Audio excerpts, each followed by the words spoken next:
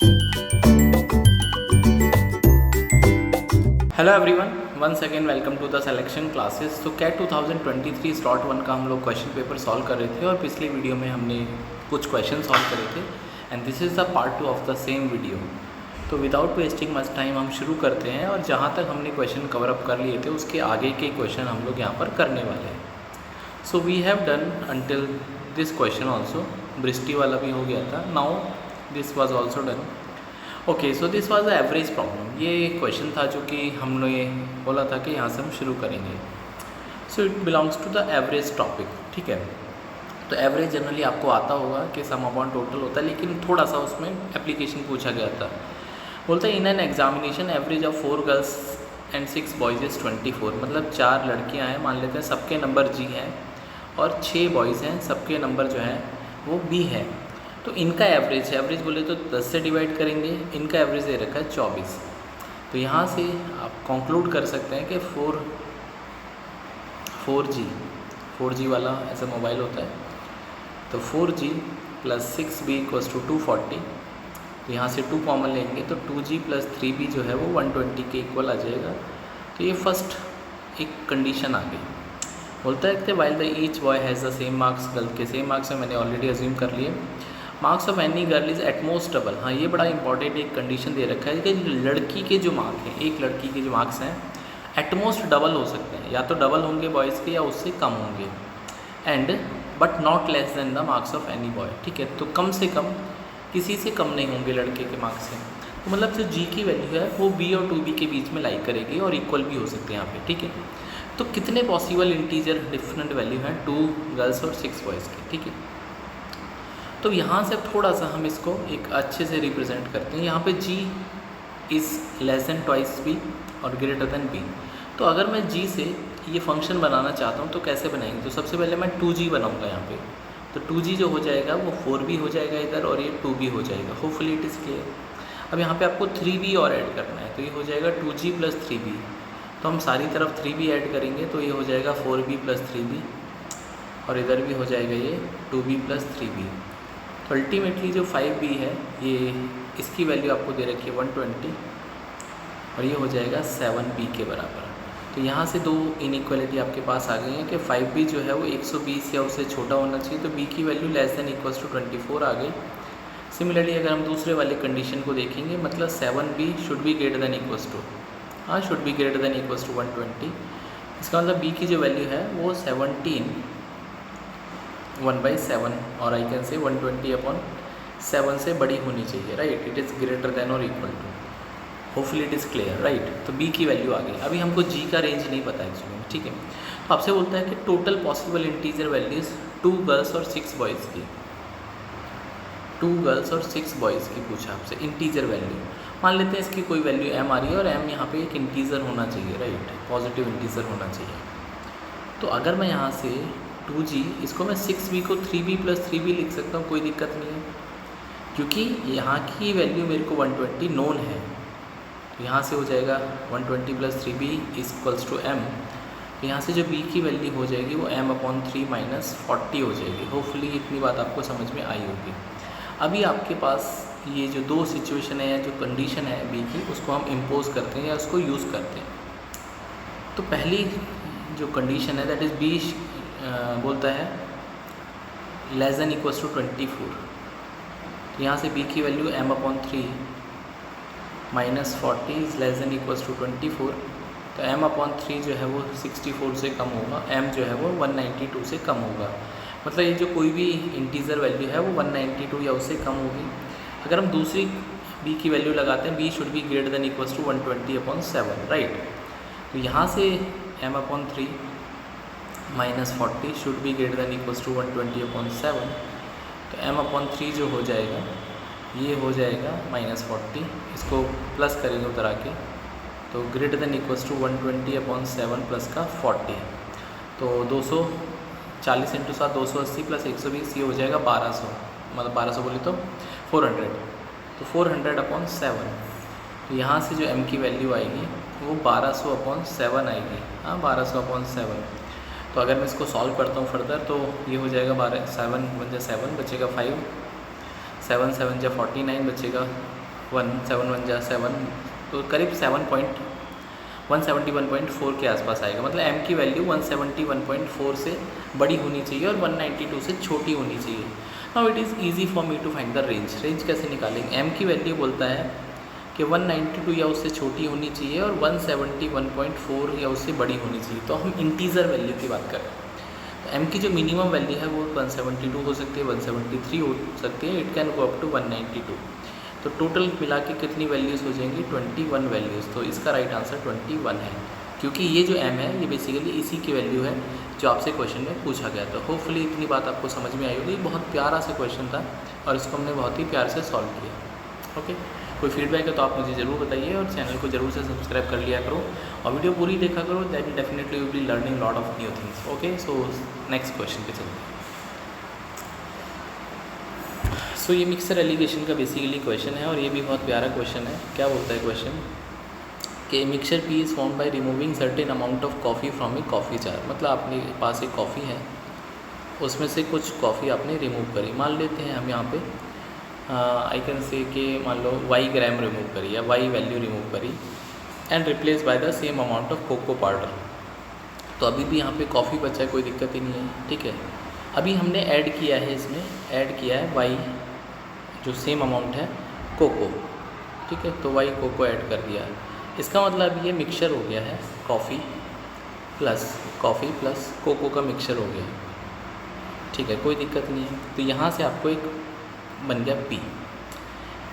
Now the same amount is again remove from the P। Again आपने y निकाला and replace with same amount of cocoa powder to form a new mixture Q। Okay, तो coffee jar से cocoa powder डाल दिया, फिर से आपने इसको रिमूव कर दिया। तो वी हैव सर्टेन अमाउंट, तो कॉफ़ी से कॉफ़ी निकाला, फिर हमने कोको पाउडर डाल दिया, फिर इसको एक बार से और रिमूव किया है and same amount of cocoa powder डाल दिया। ठीक है, फिर से आपने क्या किया?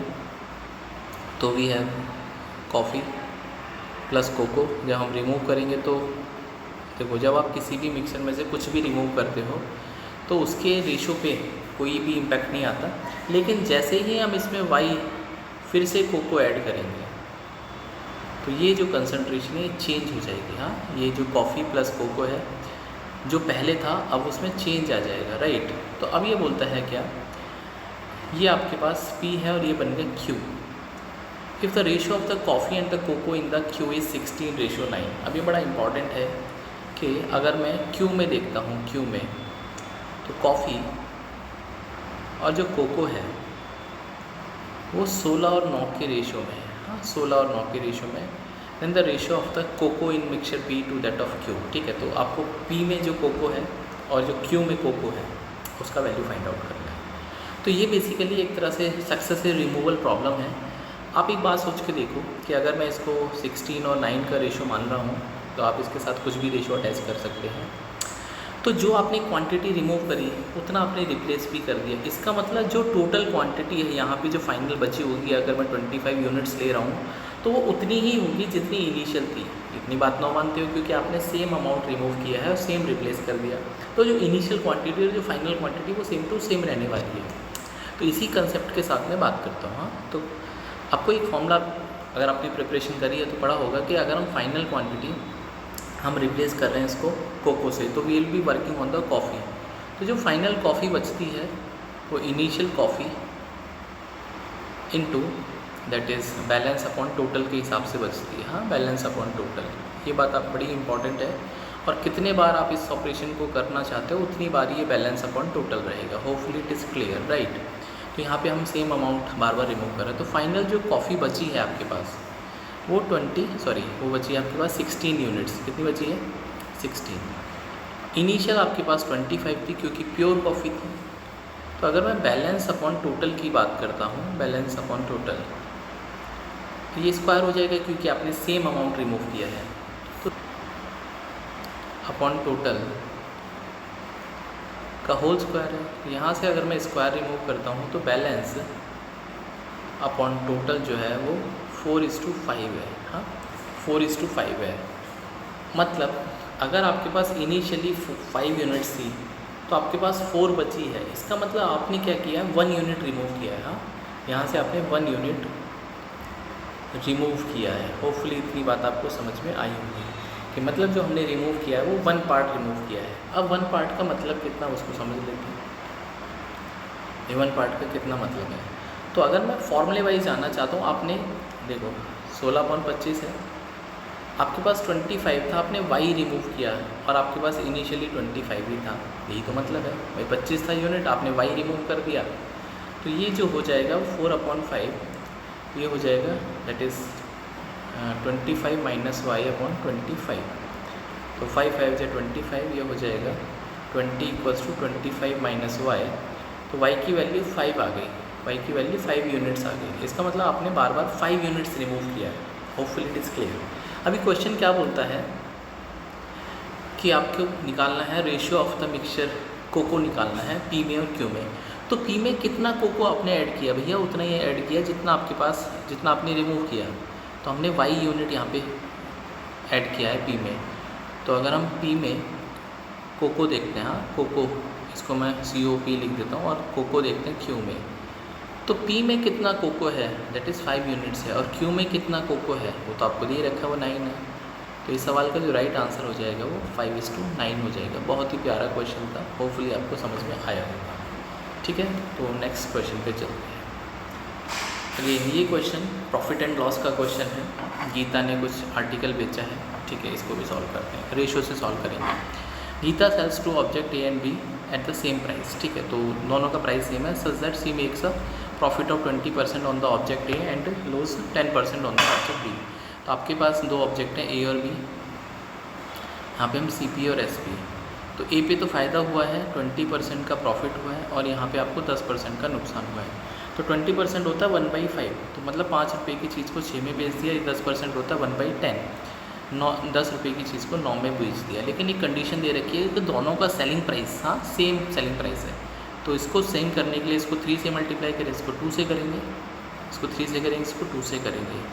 इसका मतलब आपके पास जो CP ऑफ A है वो आ जाएगा 15, और CP ऑफ जो B है वो आ जाएगा अभी 20, और दोनों का सेलिंग प्राइस हो गया 18। हाँ, दोनों का सेलिंग प्राइस हो गया 18 यूनिट्स और 18 समथिंग, राइट। अच्छा, ये आपके पास वैल्यू आ चुकी है, दैट इज़ कॉस्ट प्राइस की वैल्यू या रेशो आ गया।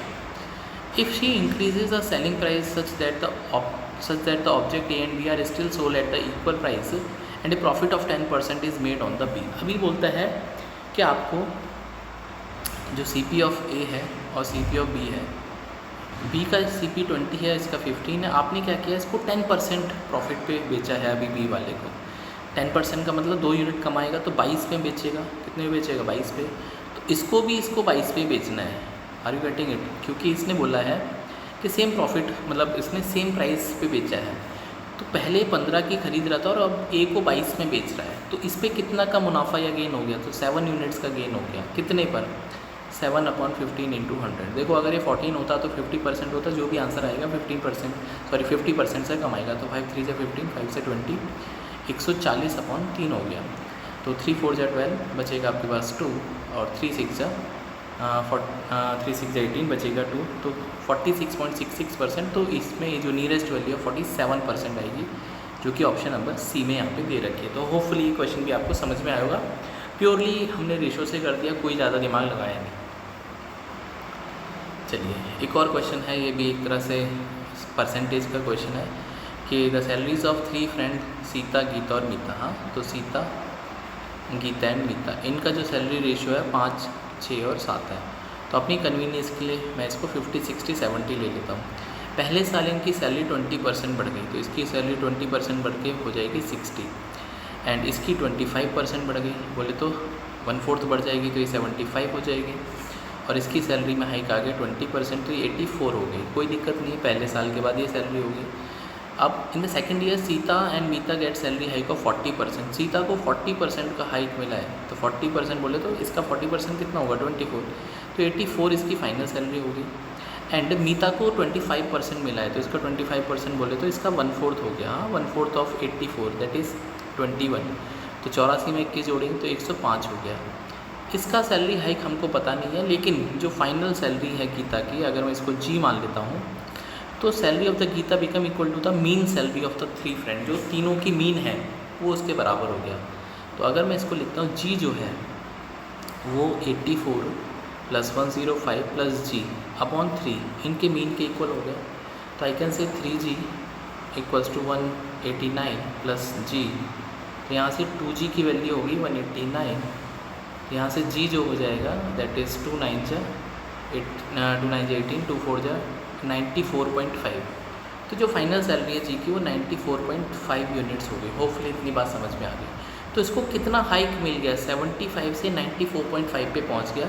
तो इसको 19.5 का हाइक मिला है कितने पर, 75 पर। बेस वैल्यू तो इसकी 75 रहेगी इंटू 100।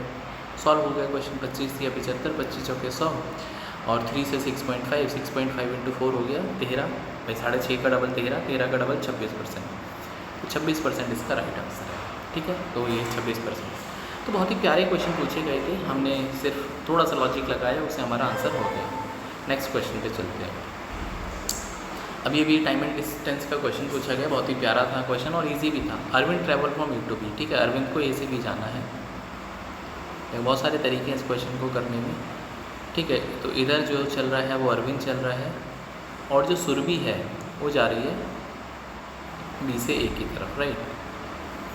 हाँ, on both starting at the same time, दोनों ने सेम टाइम पे अपनी जर्नी शुरू करी है। आफ्टर मीटिंग ईच अदर, वो कहीं ना कहीं बीच में मिले हैं। And after meeting each other Arvind take 6 hour to reach town B. तो अरविंद जो है वो मिलने के बाद यहाँ पे पहुँचने में उसको 6 घंटे लगते हैं। सिमिलरली सुरभि को लगता है मिलने के बाद। सुरभि का जो रास्ता है मैं थोड़ा सा डिफरेंट कलर से बनाता हूँ। आई यूज़ विच कलर, ब्लैक कर लेते हैं। हाँ, तो सुरभि यहाँ से चलती है ब्लैक कलर में और यहाँ से यहाँ तक पहुँचने में सुरभि को 24 घंटे लगते हैं। ठीक है, both started same time, both started at same time. तो ये बड़ी एक इम्पॉर्टेंट कंडीशन होती है। अगर आप वो कंडीशन होती तो ये क्वेश्चन और भी इजीली हो जाता है। कंडीशन क्या होती है, आप एक बात सोच के देखो कि जब वो दोनों एक ही पॉइंट पे स्टार्ट करते हैं एक ही टाइम पे, मान लो 10 बजे फॉर एग्जांपल स्टार्ट किया दोनों ने और वो 12 बजे मिल गए, तो दोनों ने 2-2 घंटे की जर्नी ट्रैवल करी एक तरह से। तो द क्वेश्चन इज़ दैट या पॉइंट इज़ दैट कि जब वो सेम टाइम पे स्टार्ट करते हैं तो मिलने का जो समय है वो भी सेम टू सेम रहेगा, सेम टू सेम रहेगा। तो एक बहुत ही इम्पॉर्टेंट कंडीशन है कि time that is product of time. I want to write product of time, that is product of time to meet equals to product of time to separate. ये equal होता है, मतलब जब वो मिलते हैं एक पोजीशन पे आके, भाई यहाँ से चले यहाँ मिल गए और मिलने के बाद फिर वापस वहीं से एक दूसरे की डेस्टिनेशन पे चले गए, तो जो मिलने का प्रोडक्ट है टाइम उनका और जो दूर जाने का टाइम का प्रोडक्ट है वो इक्वल होता है। मतलब यहाँ पे t इंटू टी शुड भी इक्वल्स टू, एक को लग रहे हैं 6 घंटे और एक को लग रहे हैं 24 घंटे। तो टी स्क्वायर की वैल्यू हो गई 144, तो यहाँ से टी की वैल्यू 12 घंटे, मतलब दोनों ने 12 घंटे की जर्नी ऑलरेडी ट्रैवल करी है मिलने से पहले। हाँ, मिलने तक। तो टी अगर 12 है तो आपसे बोलता है कि अरविंद की स्पीड 54 है, तो डिस्टेंस निकालना। अगर मैं डिस्टेंस देखता हूँ अरविंद के पॉइंट ऑफ व्यू से, तो डिस्टेंस होता है स्पीड इंटू टाइम। तो अरविंद की स्पीड तो 54 है और अरविंद को टाइम कितना लगा, भाई 12 घंटे। तो अरविंद को यहाँ लगे 12 घंटे एम पर पहुँचने और 6 घंटे और लगे, तो अरविंद को लगे 18 घंटे। Hopefully it is clear. तो 54 इंटू 18, 18 चौके 72 और 18 पंजे 90 और 7 97, तो 972 किलोमीटर। बहुत ही प्यारा क्वेश्चन, बहुत जल्दी सॉल्व हो गया। लेकिन ये जो कंसेप्ट है ये बड़ा इंपॉर्टेंट और सुपर कंसेप्ट है, और अगर वो डिफरेंट टाइम पे भी स्टार्ट करेंगे तब भी ये कंसेप्ट लगेगा। मतलब मान लो एक 10 बजे चला, एक 11 बजे, लेकिन कंडीशन क्या होगी कि जो 10 बजे चला उसने 1 घंटे ज़्यादा ट्रैवल करा, तो उसको हम t इंटू t+1 लिखेंगे। तो ये जो कंडीशन है बहुत ही सुपर डुपर कंडीशन है, राइट। नेक्स्ट क्वेश्चन सॉल्व करते हैं।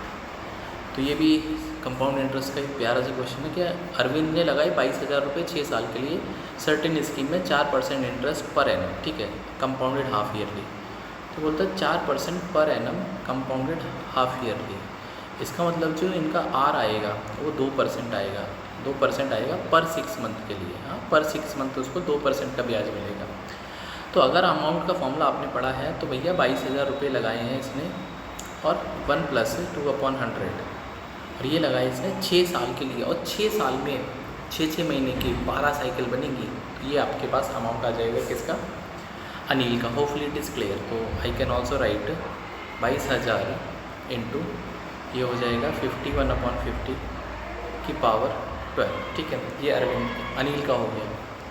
अब सुनील ने भी पैसा लगाया in the same scheme for 5 year and then reinvest the entire amount receive at the end of 5 year for 1 year at 10% simple interest. तो अगर मैं सुनील के अमाउंट को देखता हूँ तो उसने भी कुछ पैसा लगाया, नहीं पता कितना था, सेम स्कीम है, मतलब 2/100 यहाँ भी आएगा उसने, लेकिन 5 साल के लिए लगाया। तो 5 साल में 10 हाफ साइकिल बनेगी। ये जो टी होता है ये टाइम साइकिल होती है कि कितने बार वो कंपाउंड करना है। तो 5 साल में 6 महीने की 10 साइकिल बनेगी।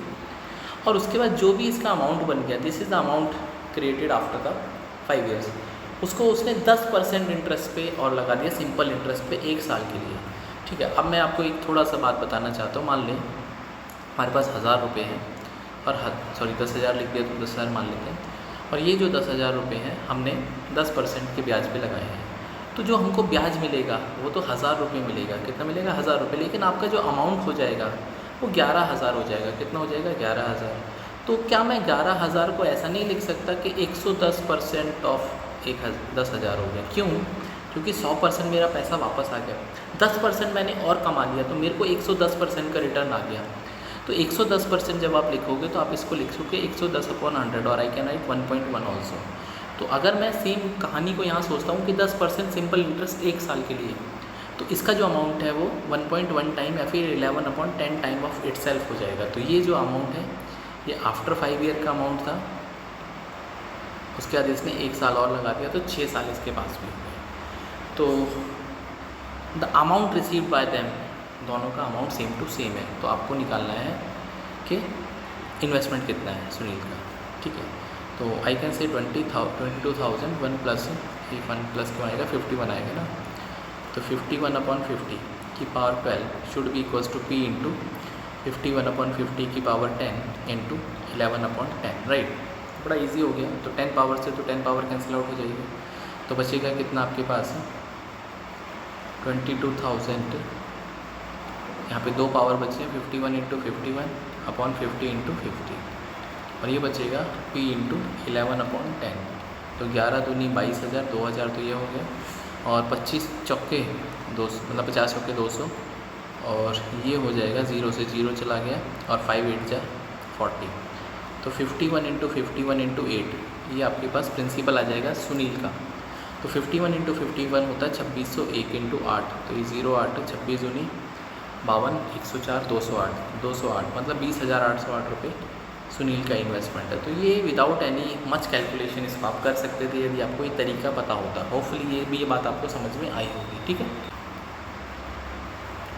सो नेक्स्ट वीडियो में हम इसके आगे के क्वेश्चन सॉल्व करेंगे। So see the next video. Till then आप चैनल को सब्सक्राइब करिए और वीडियो को शेयर करिए, पूरा वीडियो देखा करो, so that you can enjoy the concept. So see you in the next video. Bye, take care.